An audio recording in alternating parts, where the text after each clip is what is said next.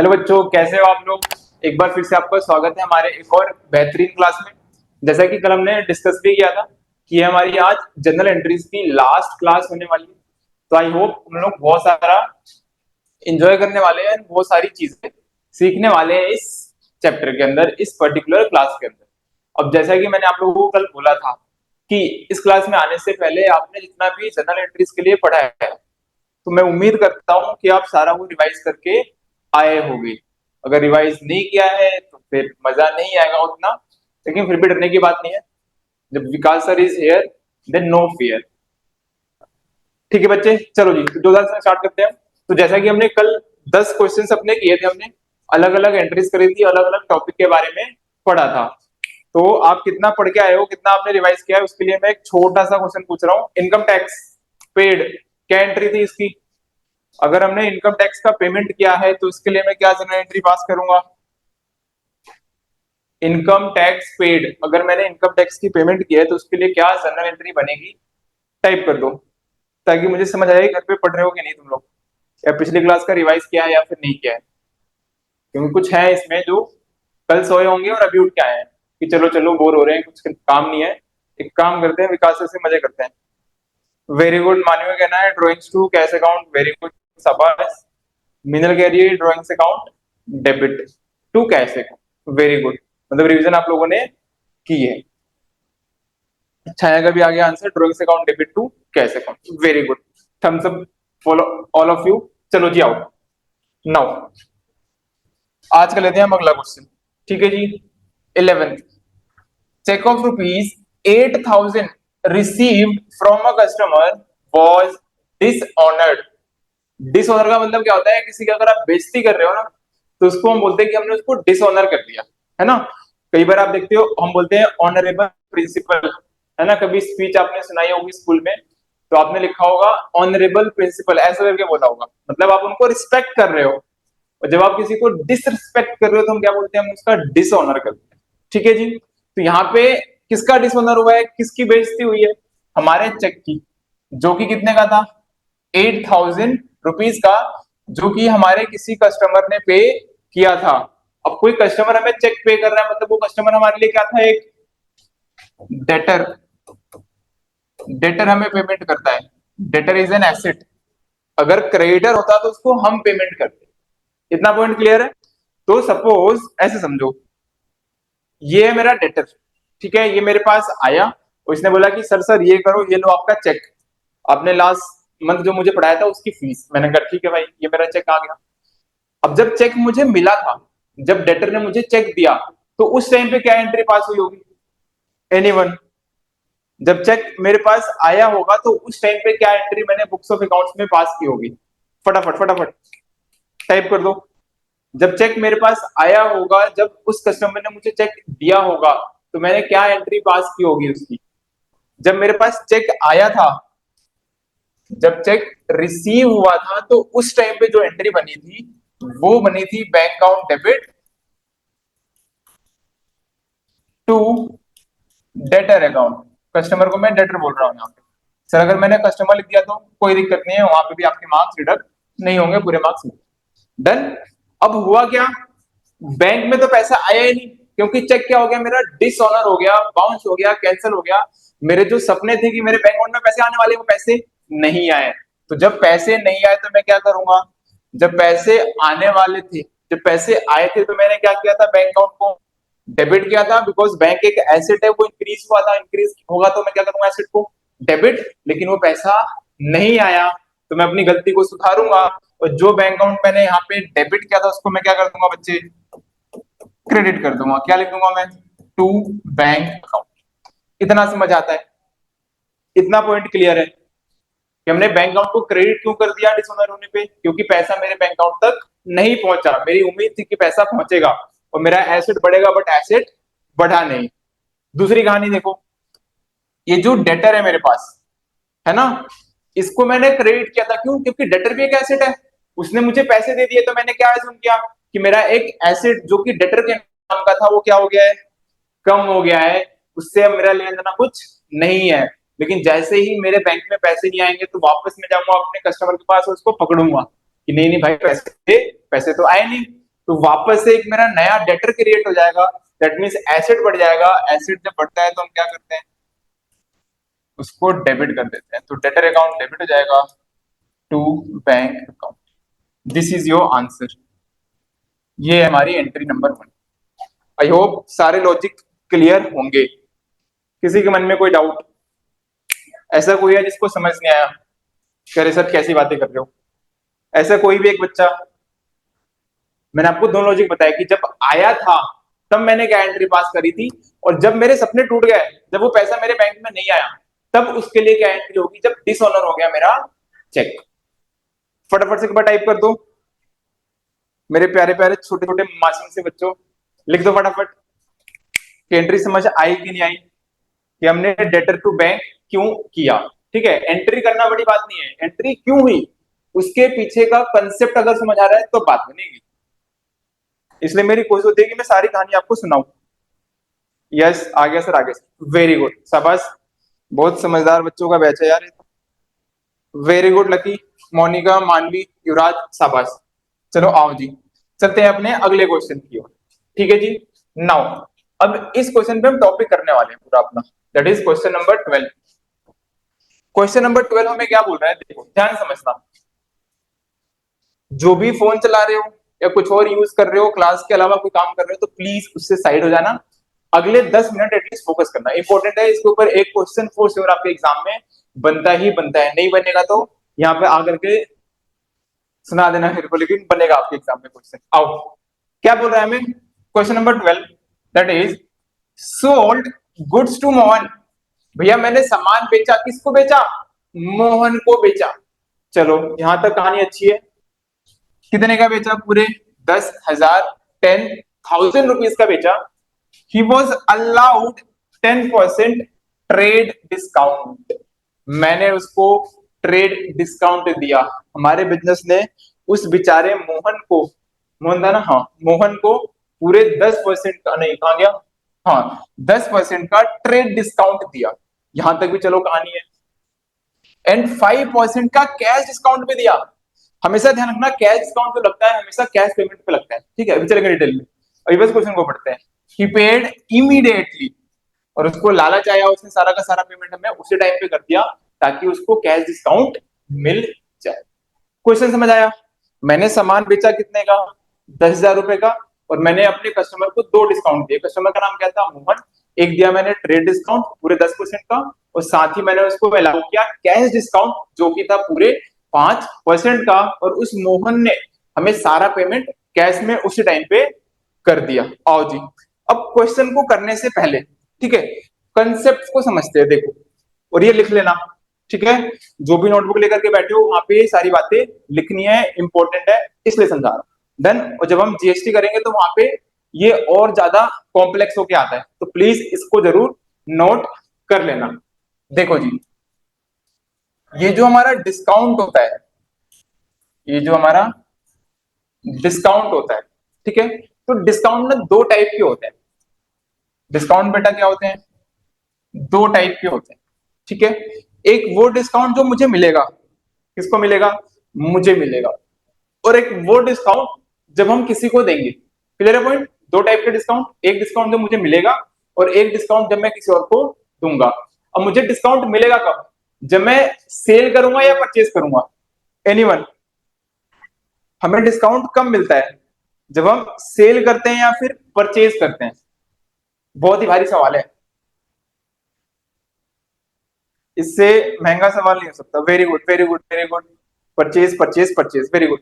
जब हम कुछ खरीदेंगे ना मार्केट से तो हमें डिस्काउंट मिलेगा, ठीक है। अब डिस्काउंट मिलना मतलब हमारा क्या है? प्रॉफिट। भाई किसी चीज पे 10,000 रुपए देने थे, 1,000 रुपए का डिस्काउंट अगर मुझे मिल गया तो वो 1,000 रुपए मेरे लिए क्या है? एक प्रॉफिट है, एक रिवेन्यू है। लेकिन ऑन दी अदर हैंड, दूसरी तरफ, अगर मैं कोई सामान बेचने निकला हूं और उस पे मैं डिस्काउंट दे रहा हूं तो वो मेरे लिए क्या है? एक्सपेंस या फिर लॉस कह सकते हैं हम। तो डिस्काउंट अलाउ करना एक लॉस है मेरे लिए, और डिस्काउंट रिसीव करना मेरे लिए क्या है? एक प्रॉफिट है। आओ जी लौट के, तो डिस्काउंट 2 टाइप के हैं हमारे पास। एक है डिस्काउंट जो कि हम रिसीव करते हैं, ये चार्ट आपको बनाना है मेरे साथ ही। और एक जो हम डिस्काउंट अलाउड करते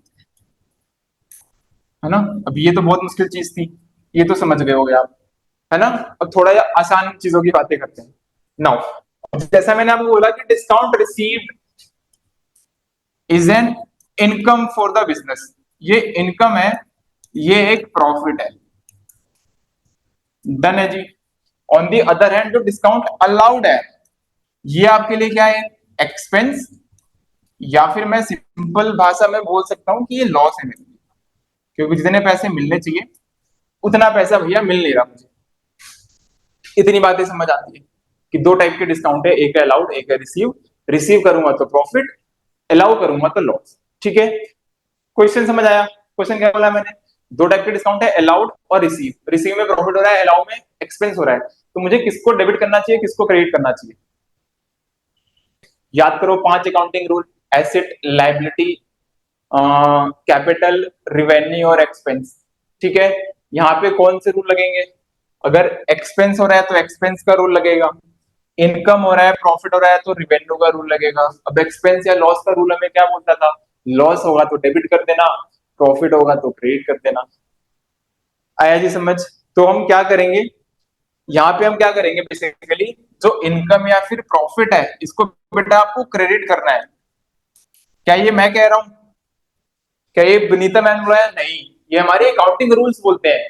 आईसीआई ने जो रूल्स हमें बताए हैं उसके हिसाब से ये बातें हो रही है, ये मैं नहीं कर रहा हूँ, विनीता मैम ने भी ये नहीं बोला, ये किसने बोला है, हमारे जो अकाउंटिंग रूल्स है उनका कहना है कि भैया जहां कहीं भी एक्सपेंस हो रहा है उसको क्या कर दो, डेबिट कर दो, और जहां कहीं भी प्रॉफिट की बातें हो रही है उसको क्रेडिट कर दो।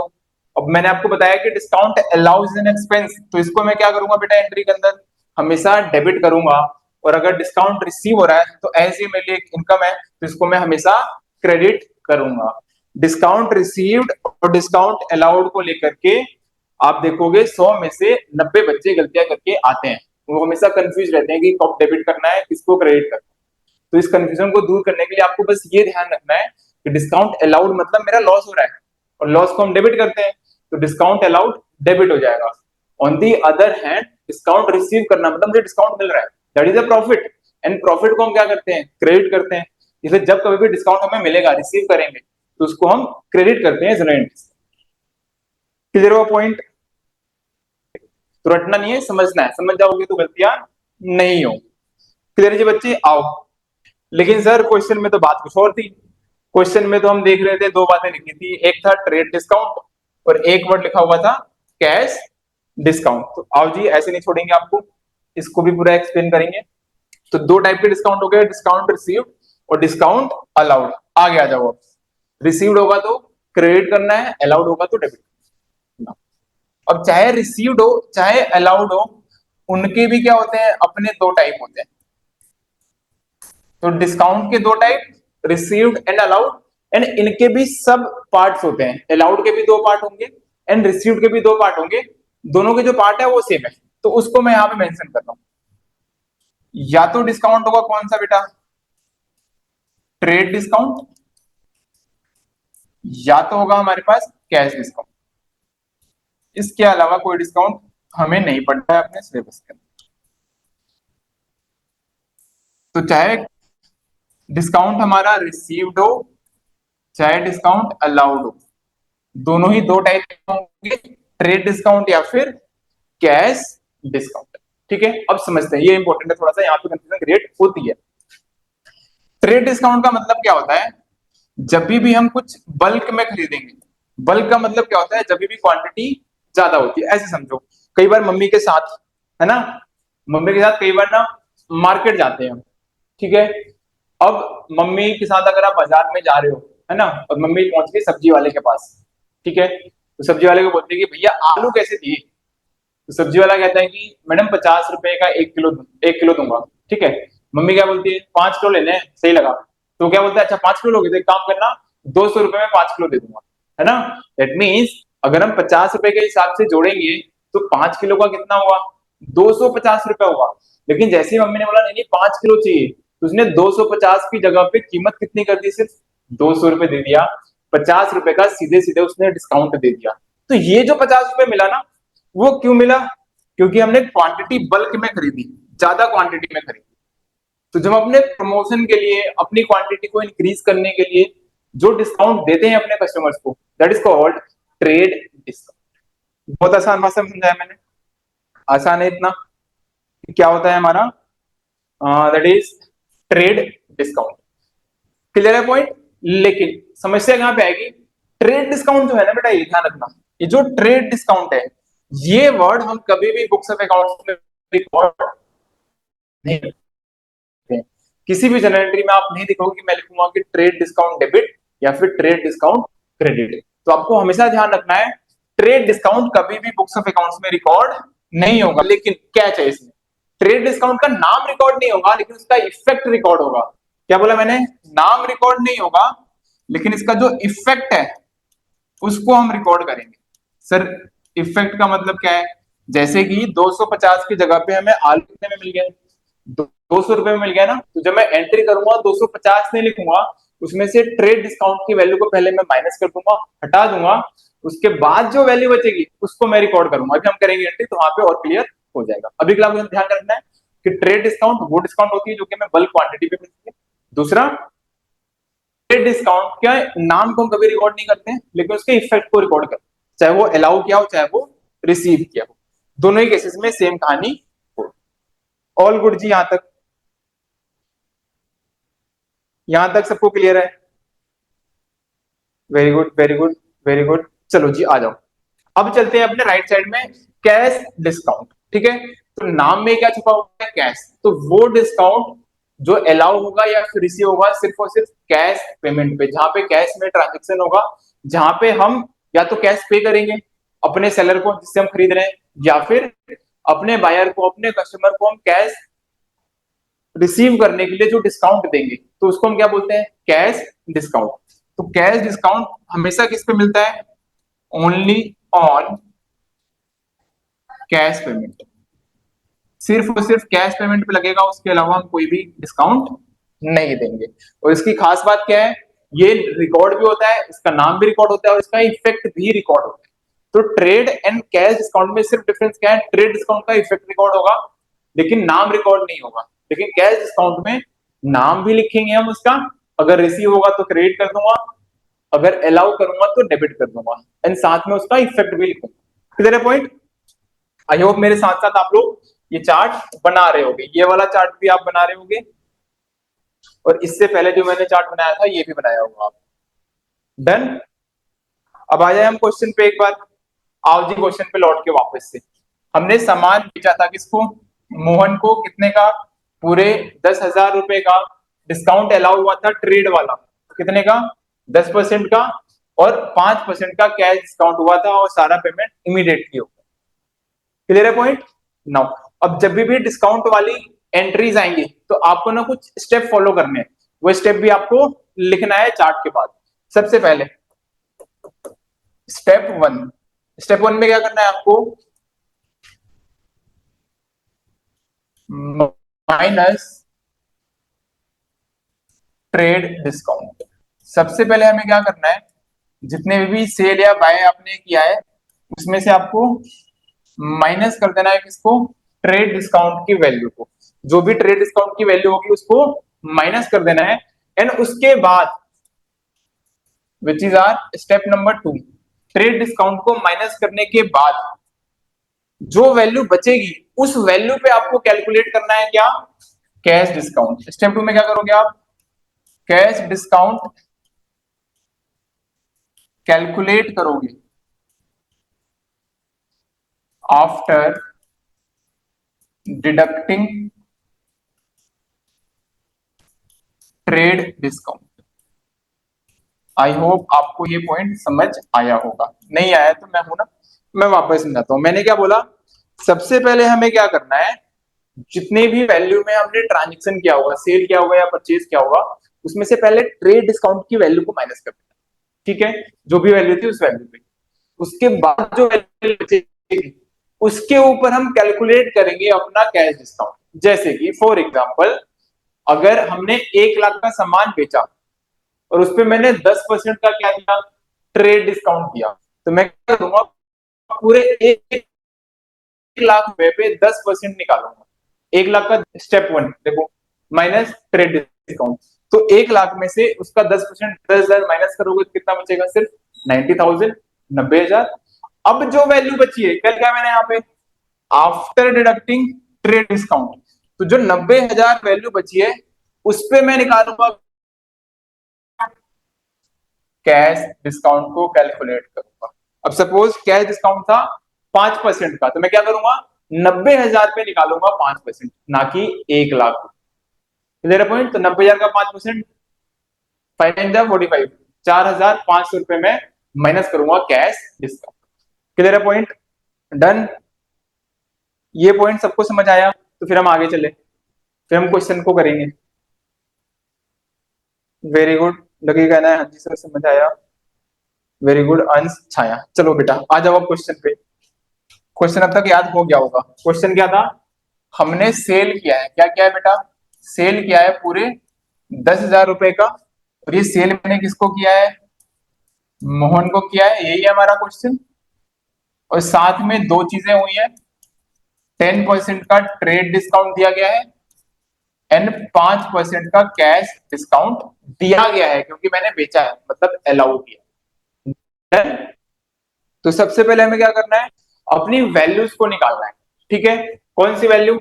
सबसे पहले हम निकालेंगे ट्रेड डिस्काउंट का वैल्यू। बताओ जी। तो इस 10,000 का मैं क्या निकालूंगा? 10%। तो 10,000 का 10% कितना हुआ बेटा? 1,000। इसको मैं क्या कर दूंगा? माइनस।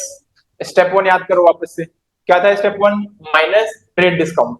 तो मैंने क्या किया, इसको माइनस कर दिया सेल वैल्यू में से। तो कितना वैल्यू आएगा मेरे पास? पूरे 9,000।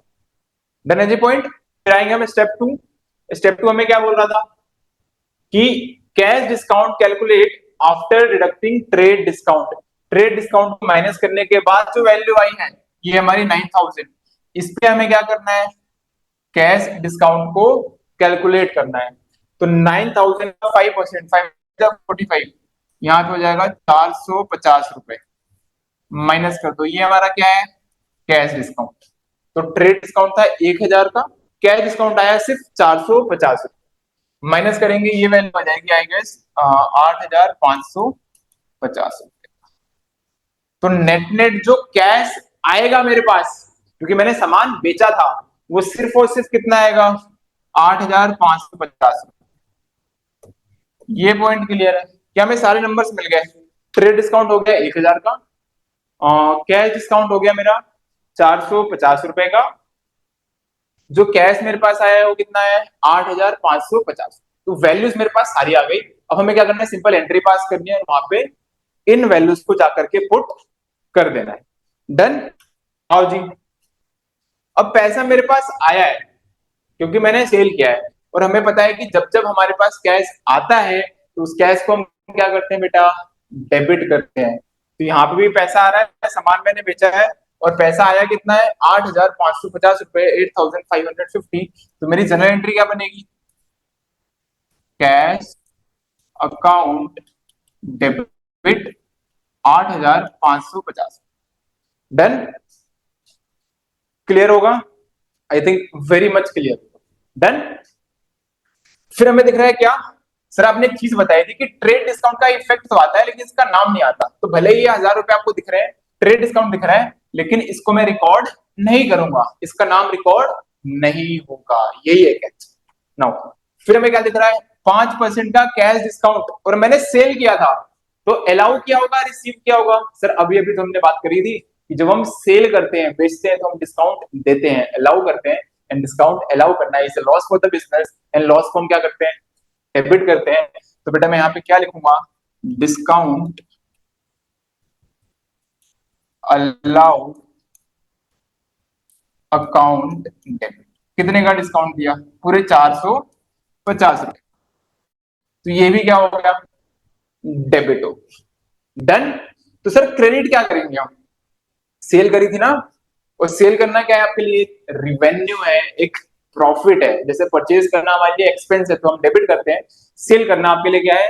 रिवेन्यू है, तो उसको हम क्या करेंगे? क्रेडिट। क्योंकि रिवेन्यू बढ़ता है तो हम क्रेडिट करते हैं। तो मैं to sales account. Now the question is, sale हुई कितने की थी बेटा? याद करो, 10,000 की। लेकिन जब मैंने ट्रेड डिस्काउंट समझाया था तो मैंने क्या बोला था कि ट्रेड डिस्काउंट का नाम नहीं आएगा, ठीक है। वो बेसिकली क्या है, इनविजिबल मैन है। वो कहता है मैं दिखता नहीं हूं लेकिन मैं अपना इफेक्ट पूरा देता हूं। तो वो क्या बोलेगा कि 10,000 की सेल हुई थी, ट्रेड डिस्काउंट लगाया ना, तो नाम मेरा मत लिखो, लेकिन मेरे वजह से जो वैल्यू कम हुई है वो कम करना पड़ेगा। तो सेल 10,000 का नहीं है, सिर्फ कितना लिखूंगा मैं, 1,000 रुपए माइनस कर दूंगा। तो सेल में मैं सिर्फ कितना रिकॉर्ड करूंगा बेटा, 9,000। इट, ये हो गई हमारी प्यारी सी एंट्री। ऑल गुड जी, यहां तक सारे कंसेप्ट क्लियर है कि नहीं है? और होंगे क्लियर तभी यस बोलना, क्योंकि अगला क्वेश्चन मैं देने वाला हूं इसी टॉपिक के ऊपर, ट्रेड डिस्काउंट और कैश डिस्काउंट के ऊपर। Yes yes yes, very good साया, युवराज, लकी। बस तुम तीनों को क्लियर है, और बाकी पॉपकॉर्न लेके बैठे हो? सर 8 बज गए, इवनिंग स्नैक्स का टाइम होता है हमारा। इस टाइम पे हम सिर्फ अपने चाय पे ध्यान देते हैं, बाकी किसी चीज पे ध्यान नहीं देते, ऐसा है। नहीं मिनरल करिए, नहीं ऐसा नहीं है, अंश कह रहा है ऐसा नहीं है। वेरी गुड बेटा, शाबाश, डन। तो आई होप आपको ट्रेड डिस्काउंट और कैश डिस्काउंट थोड़ा सा समझ आया होगा। ये मत ना सब कुछ समझ आ गया, फंस हो गया अभी। देखो जी कैसे, एक छोटा सा प्यारा सा क्वेश्चन लिख रहा हूं मैं, ठीक है। थोड़ा ट्विस्ट करने का मन कर रहा है मेरा, पता नहीं क्यों मन कर रहा है कि थोड़ा तुम लोगों को निचोड़ू। आओ जी, सेम क्वेश्चन लेता हूं मैं। वापस से क्या हो रहा है, सेल हो रही है। सेल कितने की हो रही है बेटा, 10,000 रुपए की हो रही है। एंड सेल मैं किसको कर रहा हूं, मोहन को कर रहा हूं। सेम क्वेश्चन है बेटा सब कुछ। ट्रेड डिस्काउंट 10% जैसा कि पिछले क्वेश्चन में था, एंड कैश डिस्काउंट 5% जैसा कि पिछले क्वेश्चन में था। लेकिन ट्विस्ट क्या है, पिछले क्वेश्चन में क्वेश्चन ने बोला कि सारा पेमेंट इमीडिएटली हो गया, ठीक है। लेकिन इस क्वेश्चन में पेमेंट इज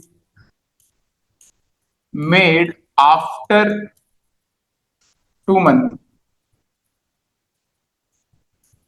ना। इस मतलब को टू भी लिख लो, समझ जाना। मतलब ये बेसिकली ये कहना चाह रहा है कि पेमेंट जो होगी वो 2 महीने के बाद होगी, पेमेंट आज नहीं हुई। उसने बोला मालिक पैसे अभी तो नहीं है, पैसे मैं दूंगा 2 महीने के बाद, मेरी कुछ परेशानियां चल रही है तो अभी मैं पैसे नहीं दूंगा, 2 महीने के बाद दूंगा। मैंने कोई बात नहीं, डन। क्वेश्चन समझ आया। मैंने सेल किया मोहन को 10,000 का सामान बेचा, मैंने बोला ट्रेड डिस्काउंट दूंगा 10%, कैश डिस्काउंट दूंगा 5%। मोहन ने बोला ठीक है मालिक, थैंक यू सो मच, लेकिन मैं जो आपको पेमेंट करूंगा वो 2 महीने बाद करूंगा। मैंने बोला ओके, ऑल गुड, ले जा सामान। बताओ जी क्या होनी चाहिए एंट्री? चलाओ अपने दिमाग के पन्ने और फटाफट से चैट बॉक्स में डाल दो। वेरी गुड मिनल है, सारे धागे तोड़ दिए, सारे रिकॉर्ड ब्रेक कर दिए। मिनल कहना है कैश अकाउंट से डेबिट कर दूंगी 9,000 से और सेल क्रेडिट कर दूंगी 9,000 से। बेटा कैश तो आया नहीं ना, कैश तो आएगा 2 महीने बाद। कैश आया नहीं है अभी, मुझे आज एंट्री पास करनी है जिस दिन मैंने सेल करी है।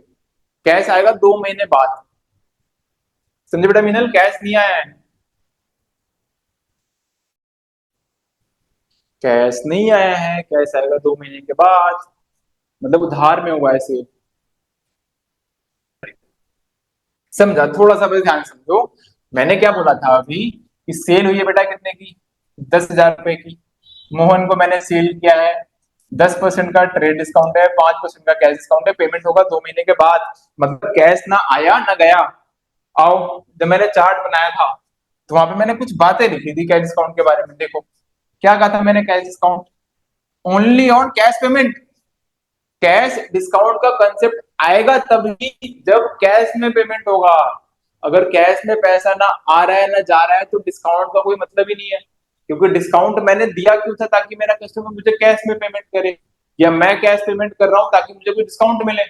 लेकिन अगर कैश ना आया ना गया तो सेल का टाइम हो चाहे परचेज का टाइम हो, दोनों ही टाइम में कैश डिस्काउंट की कोई वैल्यू नहीं रहेगी। हमें कोई कैश डिस्काउंट नहीं लगाना है। तो इस क्वेश्चन के अंदर क्या होगा, अगर कैश में पेमेंट हुआ ही नहीं है तो हम कैश की एंट्री को गायब कर देंगे, डिस्काउंट वाली कोई एंट्री पास नहीं होगी कैश। डन। तो एंट्री क्या हो जाएगी, जो हमने पहले एंट्री पास करी थी, देखो ये जो डिस्काउंट अलाउड वाला मैंने लिखा था, ये ऑटोमेटिकली बेटा क्या हो जाएगा, गायब हो जाएगा हमारी एंट्री से। आया ये समझ क्योंकि कैश डिस्काउंट तभी आएगा जब कैश में पेमेंट करेंगे या फिर रिसीव करेंगे, बट ऐसा कुछ हुआ नहीं था। सेल्स में मैं 9,000 ही लिखूंगा, क्योंकि ट्रेड डिस्काउंट को फर्क नहीं पड़ता कि कैश में पेमेंट हुआ या फिर नहीं हुआ। तो 10,000 का मेरा सामान था, तो इस 10,000 में मैं क्या करूंगा, 10% का ट्रेड डिस्काउंट जो कि आता है 1,000, ये हम माइनस कर देंगे, बचेगा कितना, 9,000, दैट्स इट। इसके अलावा कोई कहानी ही नहीं होगी। तो मेरी एंट्री क्या बनेगी, उधार में सामान बेच रहा हूँ, किसको बेच रहा हूँ, मोहन को, जिसको हम उधार में सामान बेचते हैं वो हम डेटर बोलते हैं उस बेचारे को। और डेटर हमारे लिए क्या है, एसेट है, और एसेट बढ़ेगा, एसेट बढ़ता है तो हम क्या करते हैं, उसको डेबिट करते हैं। तो एंट्री क्या बन जाएगी, कैश की जगह पे क्या लिखोगे, Mohan account debit to sales. अब एज 10,000 का सामान था, मोहन को हमने ट्रेड डिस्काउंट दे दिया 1,000 का, तो नेट नेट कितना पैसा लूंगा उससे, मैं सिर्फ 9,000। कैश डिस्काउंट उसको नहीं मिलेगा क्योंकि उसने कैश में पेमेंट किया ही नहीं। क्या बजा लो, और अपने पीठ पे थोड़ा सा ऐसे ऐसे कर लो। वेरी गुड, शाबाश। उम्मीद थी नहीं मुझे कि बता पाओगे सही। थोड़ा और एक और खेलें इससे रिलेटेड, एक और खेलते हैं, आओ जी। आई होप सारे सही दोगे या सारे गलत दोगे। देखो जी, इस बार मैं क्या कर रहा हूं, अगेन सेल कर रहा हूं। सेल कितने का बेटा, 1,00,000 रुपए का। सेल में वन को ही कर रहा हूं, डन। अब इस पे ट्रेड डिस्काउंट लग रहा है कितना, 10%। कैश डिस्काउंट भी लग रहा है कितना, इस बार मैंने कोई भेदभाव नहीं रखा है। ट्रेड डिस्काउंट भी हम 10% का दे रहे हैं, कैश डिस्काउंट भी हम 10% का दे रहे हैं, ठीक है जी। Half payment is received. लेकिन जब पेमेंट का टाइम आया तो बस आधा ही पेमेंट हुआ है, सारा पैसा नहीं दिया उसने, आधा अभी दे दिया और आधा बोला कि मालिक बाद में दूंगा जब पैसे आएंगे। मैंने कहा ऑल गुड, कोई बात नहीं, गुड्स लेके तू चला जा, डन। 1,00,000 की सेल थी, 10% का ट्रेड डिस्काउंट, 10% का कैश डिस्काउंट, और जो पेमेंट आया सिर्फ 50% आया, पूरा पेमेंट मेरे पास नहीं आया। सेल जिसको मैंने किया है उसका नाम है मोहन। बताओ जी क्या बनेगी एंट्री, फटाफट फटाफट फटाफट चलाओ अपने दिमाग के घोड़े।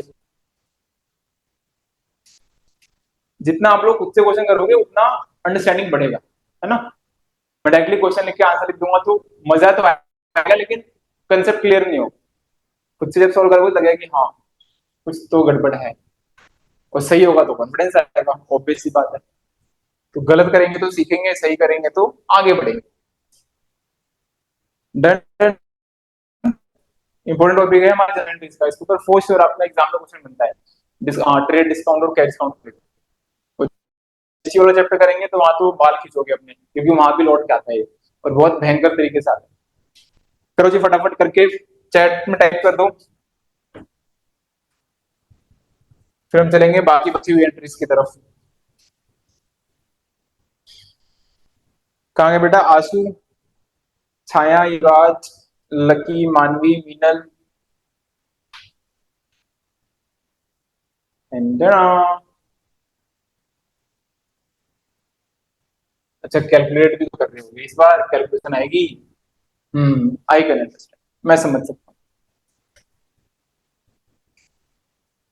लगाओ जी, दिमाग लगाओ, थोड़ा सा दिमाग लगेगा, थोड़ा सा थोड़ा सा थोड़ा सा, लेकिन सही करोगे तो मजा बहुत आएगा। मोनिका का आंसर आता हूँ यहाँ पे। मोहन को हम डेबिट कर देंगे सर 45,000 से, वेरी गुड, शाबाश। कैश को डेबिट करेंगे सर 36,000 से, वेरी गुड, शाबाश। लेकिन थोड़ा गड़बड़ क्यों लग रहा है मुझे इसमें, डिस्काउंट अलाउड को सर डेबिट कर देंगे 9,000 से, और सेल्स क्रेडिट हो जाएगा 90,000 से। सब कुछ सही है, थोड़ा सा मिस्टेक हुआ है, एक बार वापस से क्रॉस चेक कर लो। एंट्री बिल्कुल परफेक्ट है, अमाउंट में थोड़ी सी गलती हो रही है। मिनल कह रही है कैश को सर डेबिट करेंगे हम 40,500 से, वेरी गुड, शाबाश मिनल। डिस्काउंट अलाउड हो जाएगा 45,000, नहीं 4,500। चलो टाइपिंग मिस्टेक है, मैं समझ सकता हूँ। मोहन अकाउंट को हम क्रेडिट कर देंगे सर पूरे 45,000 से, और सेल्स अकाउंट को हम क्रेडिट कर देंगे 85,500, वेरी गुड। 4,500 हो गया बेटा, हाँ समझ गया, मैं समझ गया मिनल, वेरी गुड वेरी गुड, शाबाश। मिनल का आंसर बिल्कुल सही है ना। मिनल ने बिल्कुल सही आंसर किया है। अभी ऐसा आंसर क्यों होगा देखो, मोनिका ने एंट्री सही पास करी थी बट अमाउंट गलत था। अब कई बार क्या होता है एग्जाम में, सुन लो, आपके एंट्री सही है अमाउंट गलत है, तो it depends upon mood off the teacher, है ना, चाहे तो पूरा क्रॉस कर सकता है, चाहे तो आधा मार्क्स देके आगे बढ़ सकता है। देखो करना क्या है इस वाले क्वेश्चन के अंदर, सबसे पहले ट्रेड डिस्काउंट निकालो। कितने की सेल है? 1 लाख रुपए की, तो 1 लाख का 10%, 10,000 रुपए माइनस कर दिया मैंने। जैसे ही मैं इसको माइनस करूंगा मेरे पास वैल्यू क्या आ जाएगी उसकी? 90,000, 90,000 रुपए। ठीक है, अब समझना, ये जो 90,000 रुपए है मेरे पास, इसके दो टुकड़े होंगे। दो टुकड़े क्यों सर? क्योंकि कुछ पैसा मिल रहा है, कुछ पैसा नहीं मिल रहा, आधा मिल रहा है, तो जो मिल रहा है उसको अलग कर लो, और जो नहीं मिल रहा वो उसको अलग कर लो। तो मैंने क्या किया, 45,000 अलग कर लिया, 45,000 अलग कर लिया। अब जो पैसा मिल रहा है डिस्काउंट सिर्फ उसी पे लगेगा, क्योंकि कैश डिस्काउंट सिर्फ और सिर्फ कैश पे लगता है। तो जो पैसा मुझे मिलेगा उसी पे डिस्काउंट दूंगा, जो नहीं मिलेगा उस पर कोई डिस्काउंट नहीं दूंगा। तो अज्यूम करते हैं ये वाला पैसा नहीं मिल रहा, तो ये मैं किस नाम से रिकॉर्ड करूंगा? मोहन के नाम से, क्योंकि ये उधार हो गया, वो एक डेटर बन गया 45,000 रुपए। एंड जो पैसा मुझे मिल रहा है इस पे से मैं माइनस करूंगा क्या बेटा? कैश डिस्काउंट, जो कि कितना था? 10%। तो 45,000 का 10% हम माइनस करेंगे तो कितना आ जाएगा बेटा? 4,500 रुपए का कैश डिस्काउंट। तो नेट जो कैश मेरे पास आएगा वो होगा 40,500 रुपए का। क्लियर है पॉइंट? तो मोहन के अकाउंट में कितना लिखूंगा मैं? 45,000। कैश डिस्काउंट अलाउड में कितना लिखूंगा? 4,500। कैश कितना आया मेरे पास? 40,500। एंड सेल्स में कितना लिखेंगे बेटा? 90,000। आई होप क्लियर हो गया होगा जिन्होंने गलतियां की है। डिस्काउंट हमेशा आपको ध्यान रखना है, हमेशा आप जो कैलकुलेट करोगे वो उसी अमाउंट पे करोगे जितना कैश आ रहा है या फिर कैश जा रहा है। जो रिमेनिंग है उस पर कोई कैश डिस्काउंट कैलकुलेट नहीं होगा। मोनिका का कहना है sir calculation error sir, sorry. नहीं नहीं नहीं, कोई नहीं कोई नहीं, सॉरी की बात नहीं है, बस समझ आना, समझ आ गया, बस मस्त से स्माइल करो एंड आगे बढ़ेंगे। क्लियर हो ये पॉइंट सबको? एंट्री ऑलरेडी यहाँ पे मेंशन कर दी है, मोनिका ने भी कर दी है। मोहन को डेबिट करेंगे 45,000, कैश को डेबिट करेंगे 36,000। नहीं, ये गलती कर रहे हो ना, कैश कितना है हमारे पास? अच्छा पहले की एंट्री थी, हाँ, तो मिनल ने सही एंट्री पास करी हुई है। कैश अकाउंट को डेबिट करोगे 40,500, डिस्काउंट अलाउड को डेबिट करेंगे 4,500, एंड मोहन को हम डेबिट कर देंगे 45,000 से, और सेल्स में आ जाएगा 85,500, 85,500। ऑल गुड जी, सबका क्लियर हुआ? युवराज, आंसू आंसू गायब हो गया इस बार। आंसू बेटा वाई या एन लिख दो, एन लिखोगे तो वापस समझा दूंगा, कोई ऐसी बात नहीं। चलो जी, सबका वाई आ गया, यस यस यस यस, शाबाश। तो आई होप एग्जाम में अगर ऐसा कुछ आएगा तो गलती नहीं करोगे। All done. सर अगर परचेज का क्वेश्चन होगा तो उल्टा हो जाएगा। अगर परचेज का क्वेश्चन होगा तो हमने जो एंट्रीज करी है ना बेटा वो उल्टी हो जाएगा, परचेज टू मोहन हो जाएगा, डिस्काउंट अलाउड को मैं डेबिट कर था, डिस्काउंट सूट को मैं क्रेडिट कर दूं। डन। आई विल ट्राई कि मैं आपको होमवर्क में कुछ क्वेश्चन प्रोवाइड करवा दूं जहां पे परचेज वाले क्वेश्चन भी होंगे, जहां पे परचेज में अलाउड एंड रिसीव्ड की बातें करें। डन, ताकि आप प्रैक्टिस करके समझ पाओ कि सॉल्व हो रहा है कि नहीं हो रहा, नहीं होगा तो विकास भैया है यहाँ पे आपके लिए। चलो जी आओ, चलिए अगले टॉपिक पे। आई होप अलाउड और received, trade discount, cash discount अब तक क्लियर हो गया होगा। नहीं हुआ होगा तो जब क्वेश्चन करोगे वहां पे जब डाउट्स आएंगे तो प्लीज उस दिन मुझे चैट बॉक्स में बता देना कि सर रिपीट करो। आओ जी, question number 13। Purchase goods worth ₹20,000 on credit, later return goods worth ₹5,000। हमने 20,000 रुपए के गुड्स परचेज किए थे, उधार में किए थे, एंड आगे चल के हमने 5,000 रुपए के गुड्स वापस कर दिए।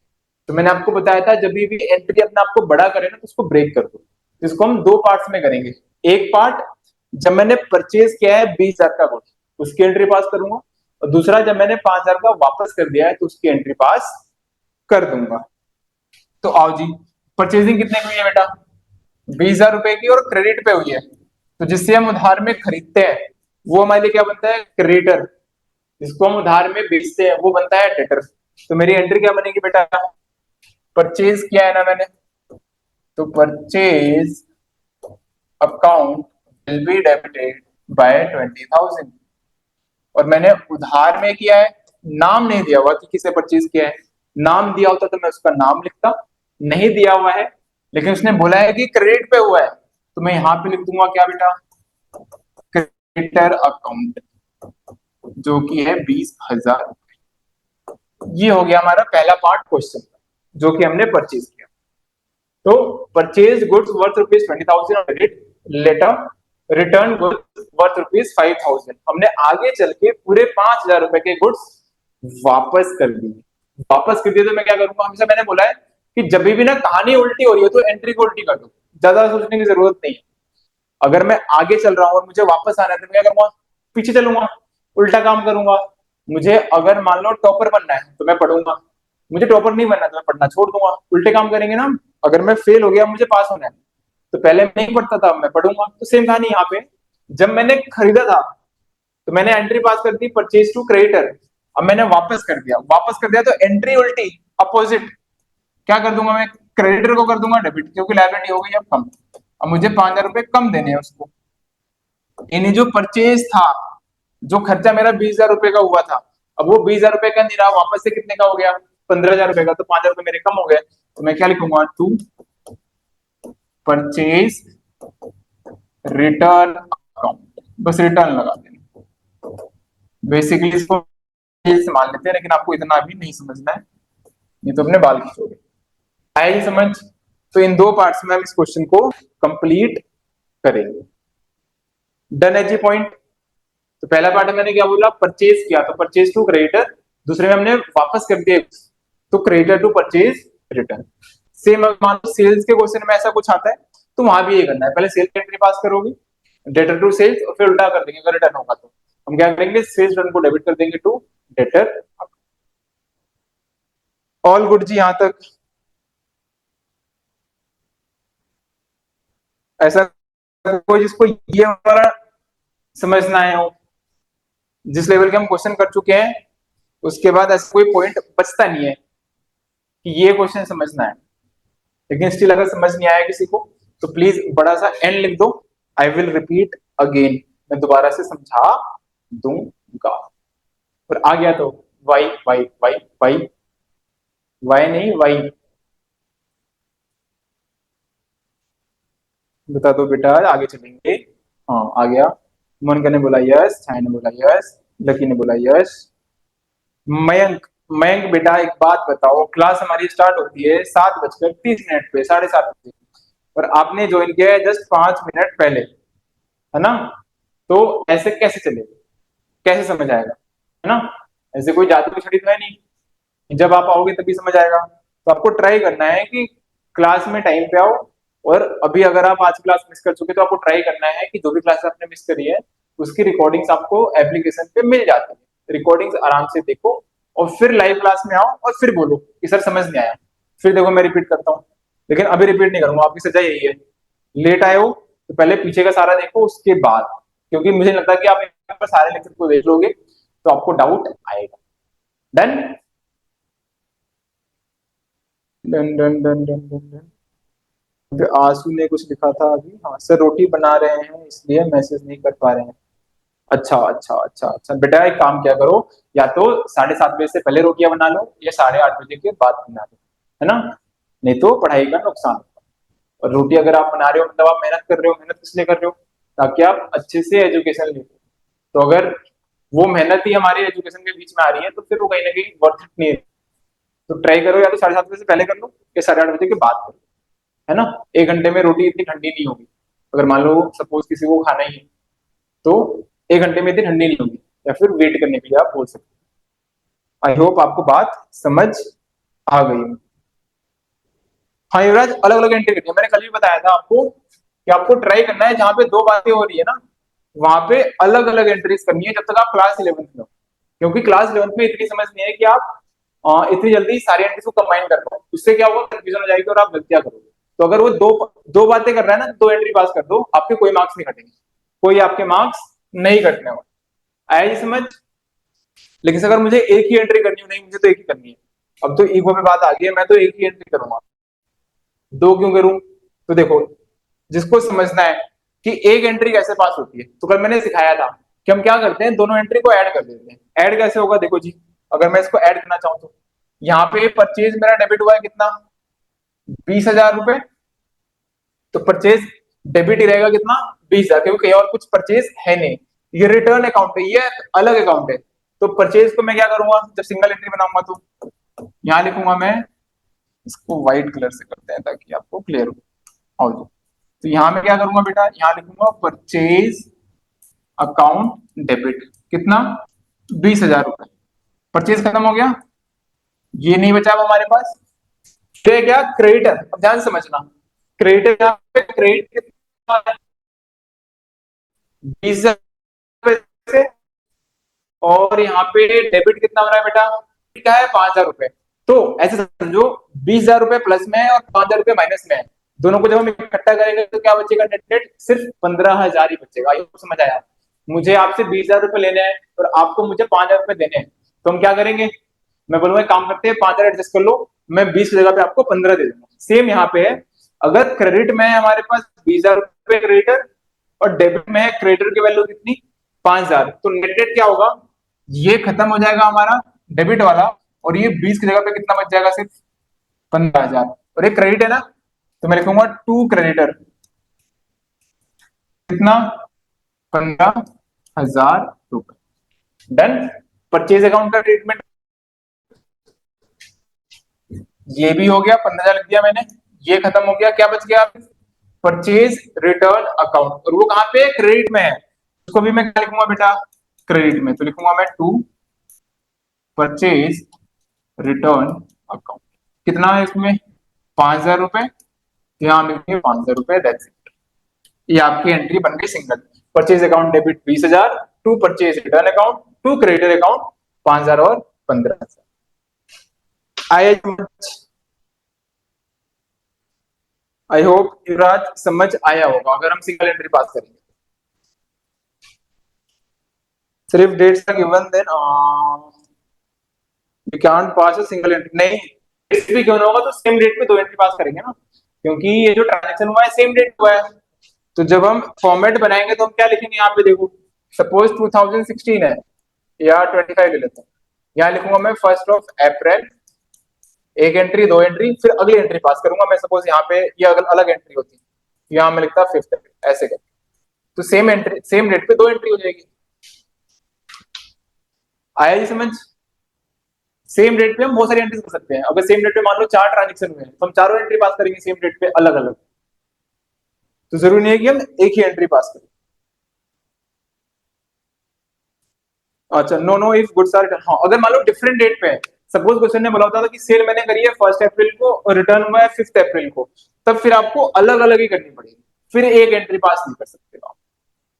लेकिन अगर मान लो सेम डेट पे है, तो सेम डेट पे हम सिंगल एंट्री भी पास कर सकते हैं और अलग अलग एंट्री भी पास कर सकते हैं। बट अगर डिफरेंट है तो फिर आपको डिफरेंट डेट पे डिफरेंट एंट्रीज ही पास करनी पड़ेगी, सिंगल एंट्री से काम नहीं चलेगा, गलत हो जाएगा।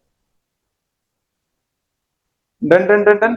चलो जी आ जाओ फटाफट एक बार लौट के। फिर है हमारे पास question number 14, invested 50,000 in fix deposit for 2 years. हमने 50,000 रुपए एफडी करा लिए 2 साल के लिए। तो बेसिक सा क्वेश्चन है, एफडी मैं करा रहा हूँ, तो एफडी मेरे लिए बेटा क्या है, एसेट, एसेट बढ़ रहा है। तो मैं क्या लिखूंगा यहाँ पे, फिक्स डिपॉजिट अकाउंट डेबिटेड, और पैसा कहां से कटेगा, बैंक अकाउंट से। तो 50,000 यहाँ पे और 50,000 यहाँ, that's it. Sir bank account credit क्यों हो गया, क्योंकि मेरे पैसे कट के ही तो एफडी में जाएंगे। तो एक एसेट मेरा बढ़ा डेबिट, एक एसेट कम हो गया क्रेडिट, दैट्स इट। तो फिक्स डिपॉजिट अकाउंट मेरा डेबिट हो जाएगा to bank account. Very basic, आसान सा था, आई होप इसमें दिक्कत नहीं आनी चाहिए। फिर अपने पास last question which is commission received in advance 3,000। कल हमने रेंट की बातें करी थी एडवांस की, आज यहाँ पे कमीशन की बात हो रही है। कमीशन मुझे मिला है, सबसे पहले वो मेरे लिए क्या है, एसेट लायबिलिटी, और एडवांस में मिला है, अभी तक मैंने सर्विस नहीं दी है। तो हमेशा ध्यान रखना, जब भी हमें कोई एडवांस में पैसा मिलता है तो वो हमारे लिए लायबिलिटी है, और पैसा आया है ना, पैसा क्या है आपके लिए, एसेट, कैश। तो एंट्री क्या बन जाएगी, cash account debit to, advance में मुझे क्या मिला है, एक इनकम मिला है ना, तो उसको मैं रेवेन्यू नहीं बोलूंगा, क्या बोलूंगा, लायबिलिटी, क्योंकि अभी तक मैंने सर्विस प्रोवाइड नहीं की है। जब तक हम सर्विस दे ना दे वो हमारे लिए क्या होती है, लायबिलिटी होती है। और लायबिलिटी बढ़ रही है, लायबिलिटी बढ़ती है, तो बेटा हम क्या करते हैं, उसको क्रेडिट करते हैं। तो क्या लिखूंगा मैं यहाँ पे, to advance commission account,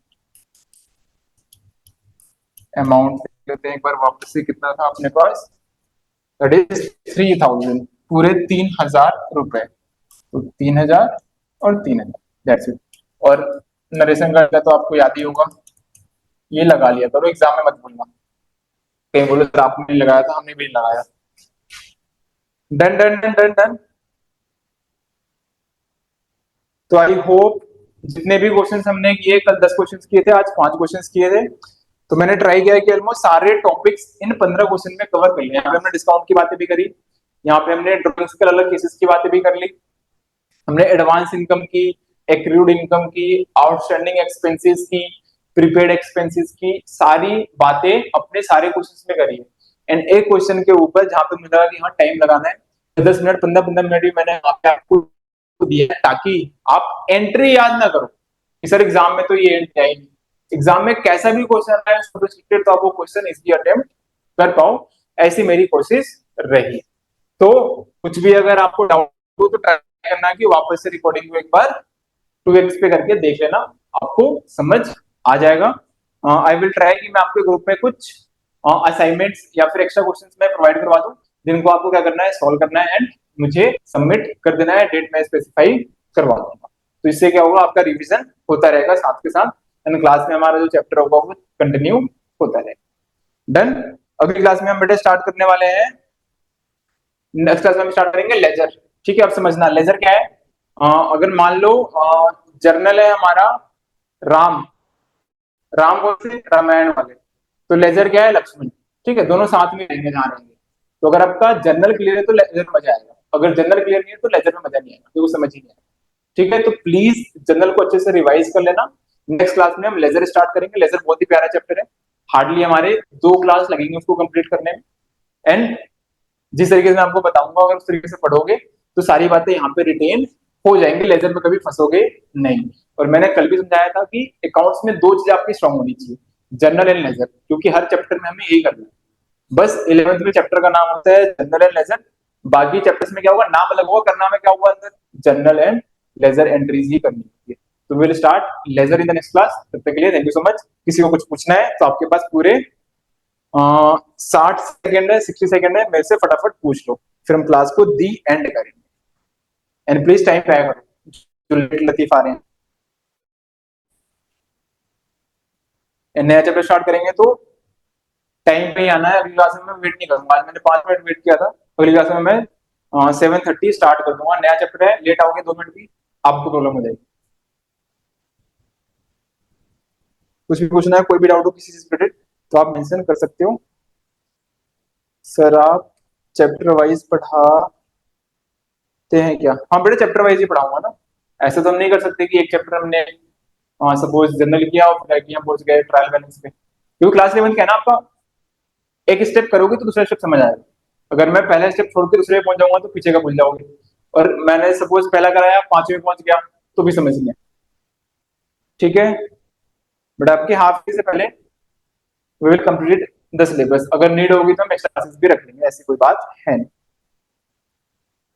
sir stove fire से जलने का एंट्री क्या होगा?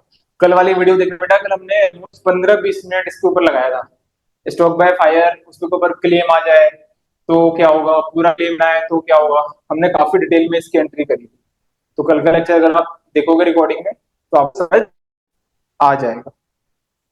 उसके बाद भी अगर समझ ना आए तो नेक्स्ट क्लास में आप मेंशन कर देंगे करके। तो फिर तो अकाउंटिंग है, आपको विनीता मैम ऑलरेडी करा चुकी है गेस ना, फर्स्ट चैप्टर विनीता मैम करा चुकी है, अकाउंटिंग क्वेश्चन भी वो करा चुकी है। बाकी कुछ थ्योरेटिकल चैप्टर्स है तो वो मैं कवर करा दूंगा, उसमें कोई इशू नहीं है।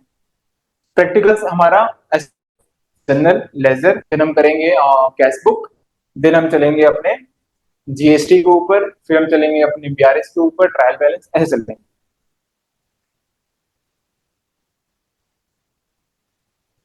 ओके बेटा, मैं प्लीज गो थ्रू कर लेना। आई डोंट थिंक आपको डाउट आएगा लेक्चर देखने के बाद।